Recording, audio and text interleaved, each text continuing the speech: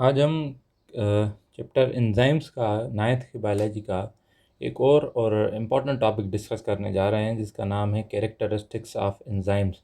Enzyme की खुसूसियात कौन कौन सी होती हैं, तो वन बाय वन सबको डिस्कस करेंगे। पहले नंबर पर है enzymes are bio catalyst. Enzyme जो हैं वो बायोलॉजिकल कैटलिस्ट हैं, ऐसे सब्सटेंसेस जो केमिकल रिएक्शंस को स्पीड अप करते हैं बाय लोअरिंग एक्टिवेशनल एनर्जी। यह मैं आपको पहले ही पढ़ा कर आया हूँ।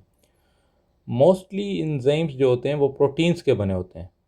Enzymes are proteinous in nature. ये एंजाइम्स के क्या हुए कैरेक्टरिस्टिक्स हैं। और प्रोटीन का three dimensional structure, three dimensional structures, chains of amino acid with a specific shape. हर एक एंजाइम का स्पेसिफिक शेप होता है, उसकी स्पेसिफिक सूरत होती है। This shape is determined by the sequence of amino acid. ये शेप जो है ना वो डिटरमाइन करता है कि इसके अमाइनो एसिड की सीक्वेंस कौन कौन सी है, और ये अमाइनो एसिड आपस में हाइड्रोजन बॉन्डिंग की मदद से जो है ना वो बॉन्ड किए होते हैं। एंजाइम्स जो हैं वो स्पीड अप करते हैं reaction by bringing reactant together. Reactants को आपस में लेकर आते हैं। Reducing the activational energy, activational energy को रिड्यूस करते हैं। तो required to start the reaction, किसी भी केमिकल रिएक्शन को स्टार्ट करने के लिए एक्टिवेशनल एनर्जी को रिड्यूस करते हैं, चाहे तो वो केमिकल रिएक्शन जो है ना वो स्पीड अप हो जाए।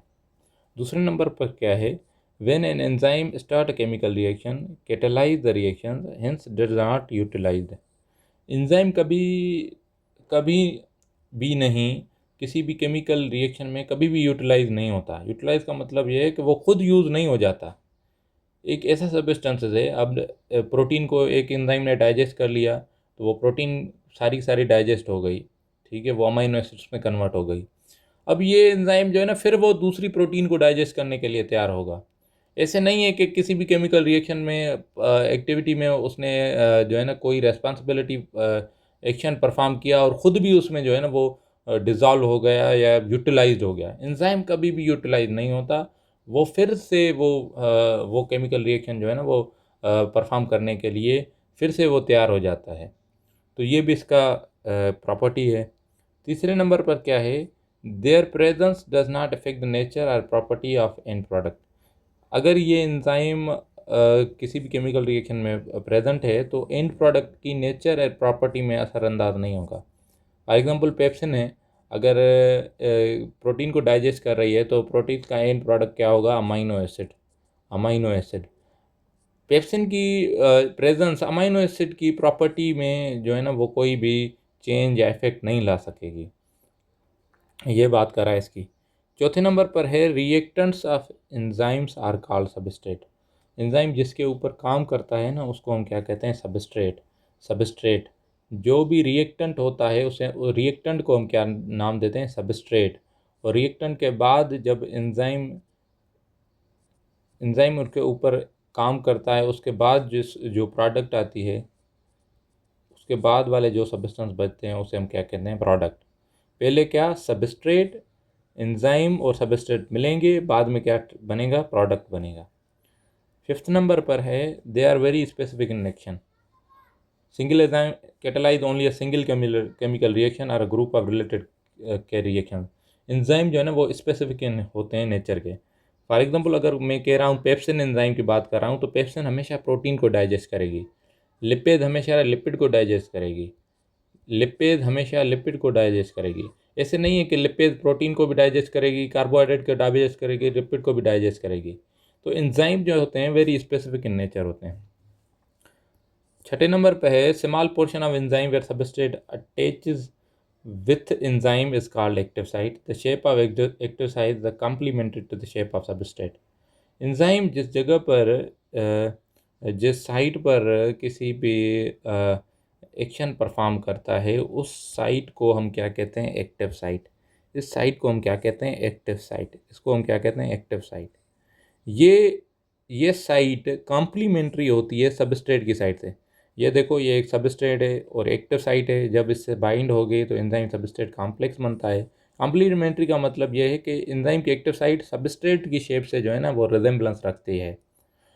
एंजाइम सारे के सारा कोई काम परफॉर्म नहीं करता, मगर उसका स्मॉल रिस्ट्रिक्टेड पोर्शन होता है जहाँ पर ये एक्टिविटी परफॉर्म होती है, उसे हम क्या कहते हैं, एक्टिव साइट। उसे हम कहते हैं एक्टिव साइट।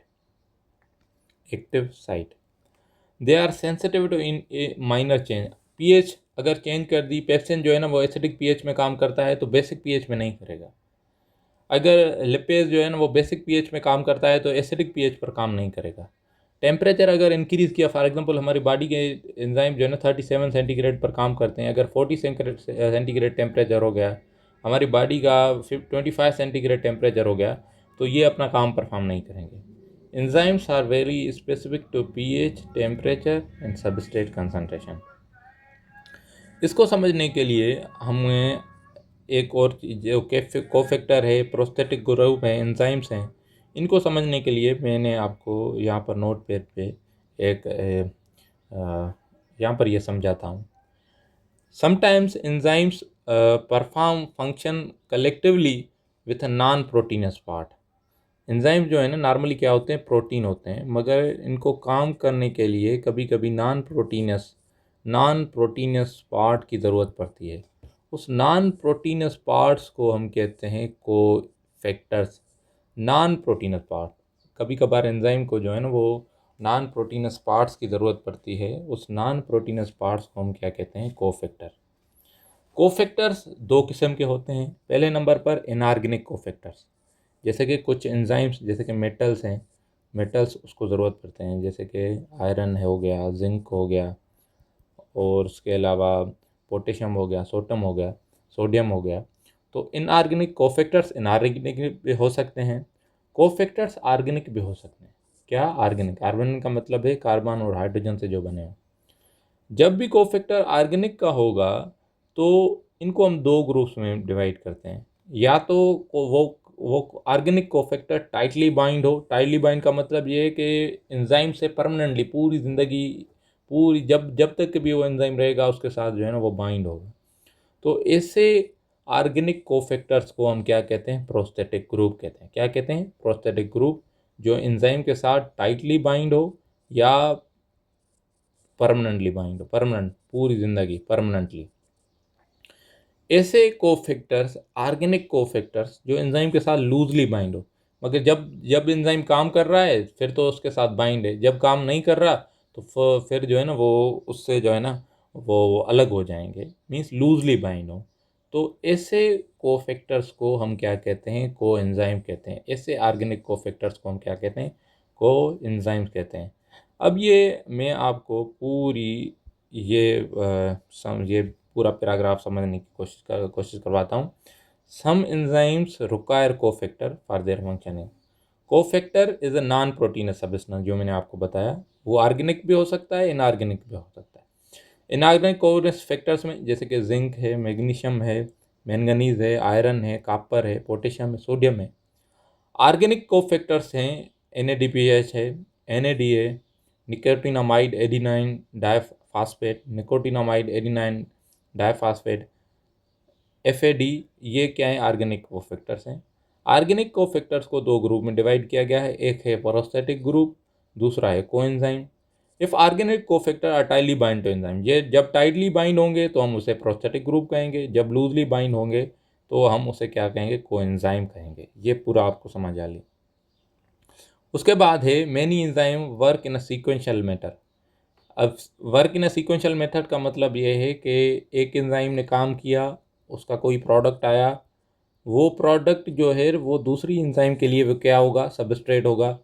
दूसरी एंजाइम ने काम किया, उसने प्रोडक्ट लिया, वरी उस पर जो है ना वो तीसरी एंजाइम काम करेगी सीक्वेंशियल। एक एंजाइम अपना काम पूरा करेगी तो दूसरी आ जाएगी, दूसरी पूरा करेगी तो तीसरी आ जाएगी, तीसरी पूरा करेगी तो चौथा आ जाएगी। तो ये इसको हम मेटाबॉलिक पाथवे कहते हैं। Activity of enzyme can be enhanced by activators, can be decrease by inhibitor. कुछ ऐसी एंजाइम्स होते हैं जो, इनको हम एक्टिवेटर्स भी कहते हैं।